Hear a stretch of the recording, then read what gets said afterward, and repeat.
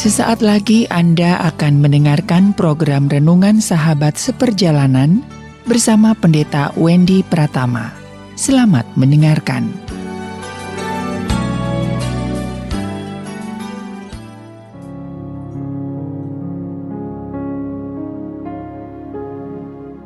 Selamat berjumpa kembali dalam layanan audio Sahabat Seperjalanan. Hari ini adalah hari Selasa 27 Februari 2024. Tema renungan saat teduh kita dengan judul Terhindar dari Malapetaka.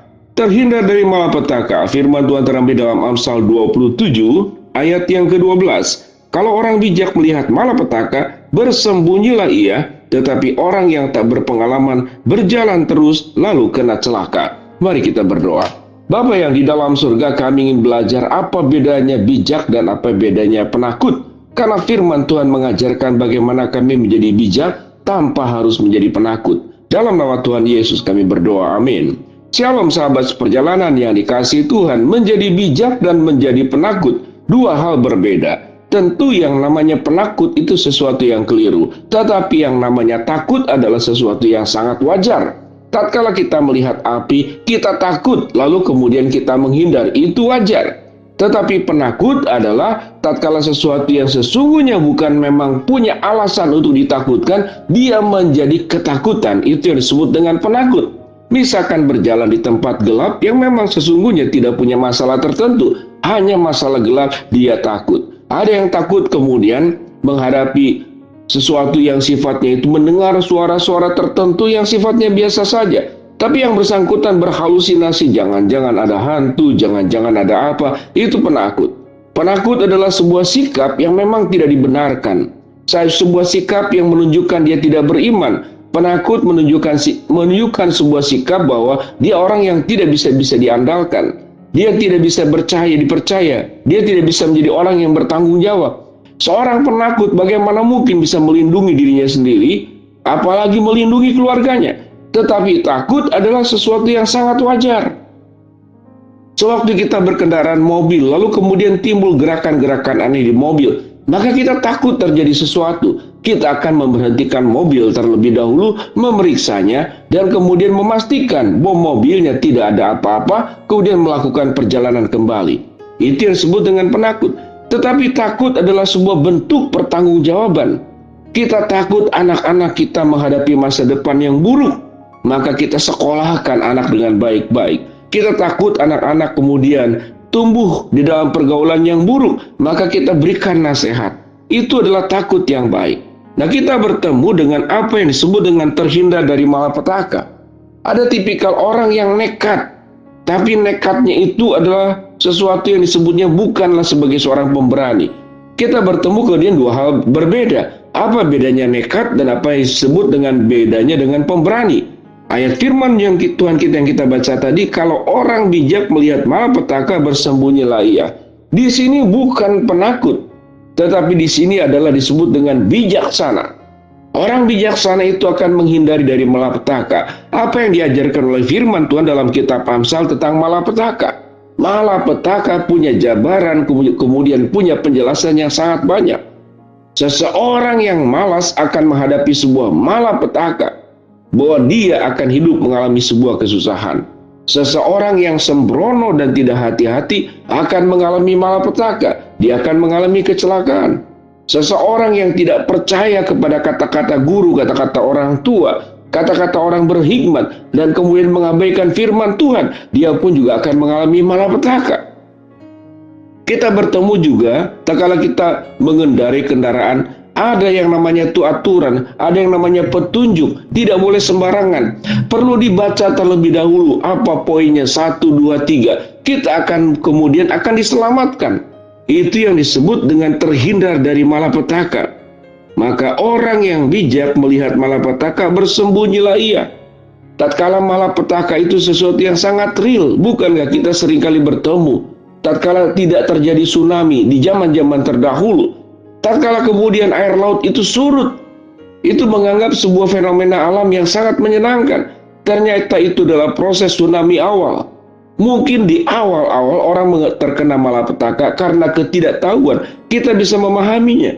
Tetapi setelah diberitahu, Setelah kemudian diberikan wawasan, dan itu memang tanda-tanda tsunami seperti demikian, dan kita sudah tahu, itu namanya bukan pemberani, tetapi itu orang yang nekat dan orang yang tidak bertanggung jawab atas hidupnya sendiri.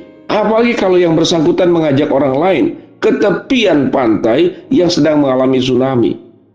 Nah, kita di sini bertemu sahabat seperjalanan. Orang bijak itu tatkala melihat malapetaka, ia akan bersembunyi, dia akan menjauhkan diri. Sahabat seperjalanan, gambaran yang lebih besar tentang malapetaka adalah perbuatan dosa. Kita tahu dengan jelas perbuatan dosa itu akan menimbulkan malapetaka. Tatkala kita tidak setia kepada pasangan kita, maka itu menimbulkan malapetaka, hancurnya rumah tangga. Tatkala kita tidak jujur, maka menimbulkan malapetaka. Orang tidak pernah bisa lagi mempercayai kita. Kemanapun kita pergi, kita tidak akan dipercaya. Karena mengapa? Karena ketidakjujuran menimbulkan malapetaka. Malapetakanya bukan dalam bentuk kondisi alam, bencana alam, tapi kita tidak dipercayai oleh Tuhan. Tatkala seseorang tidak bisa menjaga kesehatan, menjaga mulutnya dari nafsu makan, dari rakusnya makan, apapun yang dimakan. Dokter, para medis, orang-orang yang berkecimpung di dalam dunia gizi, kesehatan, sudah menjelaskan, tidak boleh apapun engkau makan, karena itu akan menimbulkan malapetaka. Apa yang terjadi sewaktu kita tidak bisa menahan hawa nafsu makan secara berlebihan? Timbullah berbagai macam penyakit, dan tidak heran kemudian banyak yang masih usia muda meninggal. Dulu saya berpikir bahwa diabetes, darah tinggi itu urusannya orang tua lansia.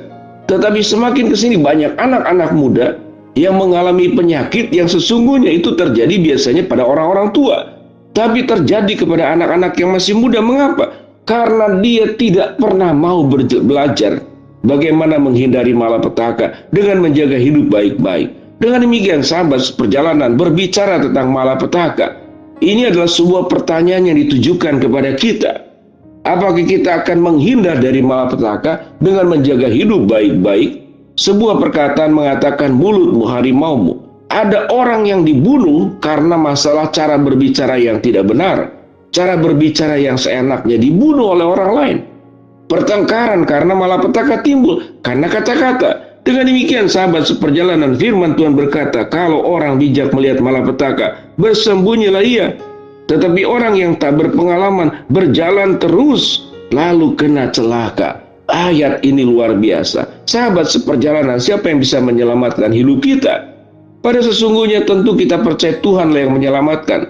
Tapi keselamatan hidup kita, kesuksesan hidup kita, kemajuan hidup kita, kebahagiaan hidup kita adalah tatkala kita bisa menjauhkan hidup dari malapetaka dengan cara bagaimana? Dengan cara hidup secara benar, hidup secara pantas, bertindak secara bijaksana, bertanggung jawab atas seluruh kehidupan ini, apapun bentuk pertanggungjawaban yang harus kita lakukan. Baik kita bertanggung jawab atas pikiran, perasaan, dan mulut kita. Kita bertanggung jawab juga atas keselamatan tubuh dan kesehatan kita. Kita pun bertanggung jawab kepada keluarga kita. Jangan kemudian kita bermalas, jangan hidup semau-maunya. Pada prinsipnya orang yang tidak pernah bertanggung jawab hidup semau-maunya dalam hidup yang ada sekarang, dia akan menghadapi malapetaka demi malapetaka di kehidupan mendatang. Jauhi dan hindari malapetaka dengan hidup benar di hadapan Tuhan. Mari kita berdoa.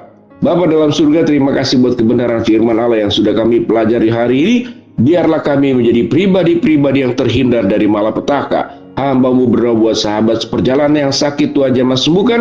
Sahabat seperjalanan yang sedang menghadapi masalah, Tuhan bukakan jalan. Sahabat seperjalanan yang sedang berdoa mengharapkan sesuatu, Tuhan kabulkan dengan cara dan waktunya Tuhan. Di dalam nama Tuhan Yesus kami berdoa. Amin.